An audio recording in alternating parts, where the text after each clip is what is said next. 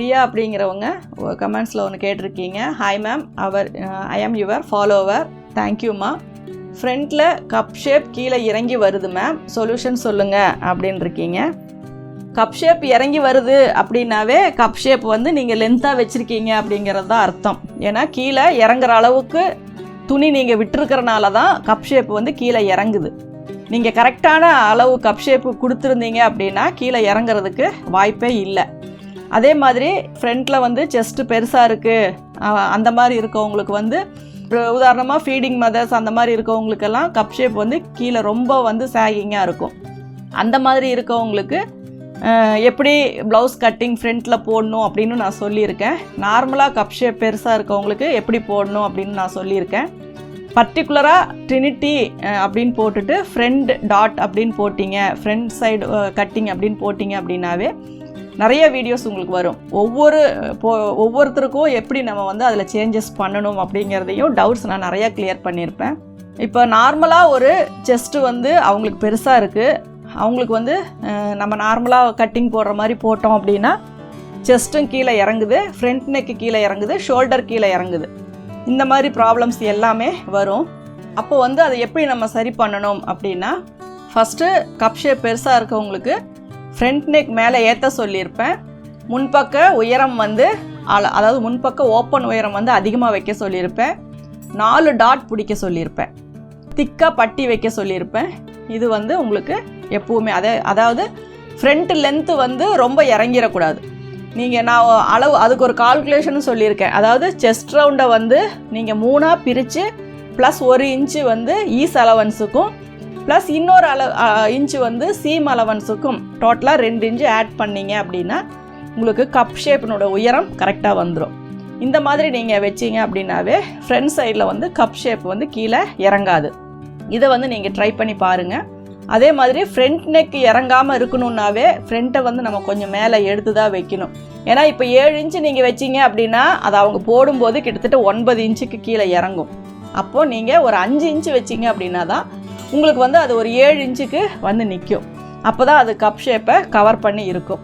இந்த விஷயத்தை வந்து நீங்கள் கரெக்டாக ஃபாலோ பண்ணுங்கள். அதே மாதிரி ஒரு சிலர் வந்து இன்னர் ப்ரைசியர் வந்து யூஸ் பண்ண மாட்டாங்க. அவங்களுக்கு வந்து கப் ஷேப்பு 4 டாட் வச்சு ஃப்ரண்ட்டில் பட்டி திக்காக வச்சிங்க அப்படின்னா தான் பர்ஃபெக்டாக இருக்கும். இல்லாட்டி அப்படின்னா சேகிங்காக தான் போகும்.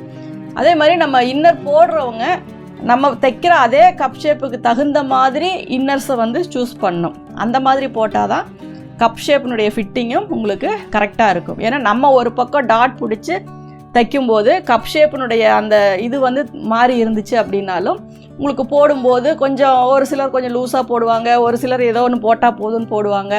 அந்த மாதிரி ரெகுலராக நீங்கள் போட்டால் கூட பர்டிகுலராக ஒரு ஃபங்க்ஷன் ஒரு இதுக்கு போகிறோம் அப்படின்னா அதுக்கான இன்னர் வந்து கரெக்டான சைஸில் போட்டு நீங்கள் ப்ளவுஸ் போட்டிங்க அப்படின்னா தான் அந்த ஃபிட்டிங்கும் உங்களுக்கு கரெக்டாக வரும். நீங்கள் வந்து அதை ஃபாலோ பண்ணுங்கள். செவ்வந்தி அப்படிங்கிறவங்க ஒரு கமெண்ட்ஸ் கேட்டிருக்கீங்க. அதாவது என்னுடைய சைஸில் ஒரு ப்ளவுஸை வந்து நான் கட் பண்ணி அதை ஸ்டிச் பண்ணி அதை போட்டு அந்த இதை பார்க்கும்போது உங்களுக்கு ஃபினிஷிங் தெரியும் அப்படின்னு சொல்லி நீங்கள் சொல்லியிருக்கீங்க. மேக்ஸிமம் என்னுடைய வீடியோஸில் என்னுடைய 34 சைஸுக்கு இருக்க எல்லா ப்ளவுஸுமே மேக்ஸிமம் என்னோடய ப்ளவுஸாக தான் இருக்கும். அதை வந்து இந்த தம்ப்நெயிலில் அந்த இதில் எல்லாம் பார்த்தீங்க அப்படின்னா என்னோடய ஃபோட்டோஸ் கூட அதில் இருக்கும். அந்த ப்ளவுஸை வந்து நான் எப்படி மெஷர் பண்ணுறேன், எப்படி அதை கட் பண்ணுறேன், எப்படி ஸ்டிச் பண்ணுறேன், எப்படி ஃபினிஷ் பண்ணுறேன் அப்படிங்கிறது வரைக்குமே நான் வீடியோஸ் வந்து நான் போட்டிருக்கேன். பர்டிகுலராக இதனுடைய ஒரு டிஸ்கிரிப்ஷனில் வந்துட்டு நான் இதனுடைய ஒரு லிங்க் போடுறேன், நீங்கள் அதை பார்த்துக்கோங்க. அதே மாதிரி அந்த ப்ளவுஸு போட்டிருக்கிற இமேஜஸுமே உங்களுக்கு என்னுடைய இதில் வர்றதுல எல்லாமே இருக்கும். ஏன்னா மேக்ஸிமம் வந்து ஒரு லைனிங் ப்ளவுஸ்னால் அது எப்படி கட் பண்ணணும், எப்படி ஸ்டிச் பண்ணணும், அது எப்படி ஃபினிஷிங் பண்ணணும் அப்படிங்கிறதுக்கு எல்லாமே வந்து நான் இன்ச் பை இன்ச்சாக ஒவ்வொரு விஷயமும் நான் உங்களுக்கு சொல்லி கொடுத்துருக்கேன். ஒரு மெட்டீரியல் எப்படி யூஸ் பண்ணுறதில்ல, தண்ணியில் நனைச்சி காய வச்சு அதை இழுத்து அயன் பண்ணி அது எப்படியெல்லாம் மார்க் பண்ணி எப்படி கட் பண்ணணும் அப்படிங்கிறது எல்லாமே நான் டீட்டெயிலாக சொல்லியிருக்கேன். அதில் என்னுடைய அளவு, அதை எப்படி கன்வெர்ட் பண்ணணும், அதில் எப்படி ஷோல்டர் அளவு, ஆம்ஹோல் அளவு எடுக்கணும் அப்படிங்கிறத, எப்படி லைனிங் ப்ளவுஸ் அளவெடுத்து தைப்பது அப்படிங்கிற மாதிரியான வீடியோஸ் எல்லாமே நம்மளோட இருக்குது. நான் லிங்க்கும் கீழே கொடுக்குறேன், நீங்கள் அதை பார்த்து தெரிஞ்சுக்கோங்க. ஏன்னா நான் மேக்ஸிமம் என்னுடைய எல்லாமே வைட் நெக்காக தான் இருக்கும், போட் நெக்கும் இருக்கும். எல்லாமே எல்லா மெத்தட்லேயுமே நான் ஸ்டிச் பண்ணியிருப்பேன்.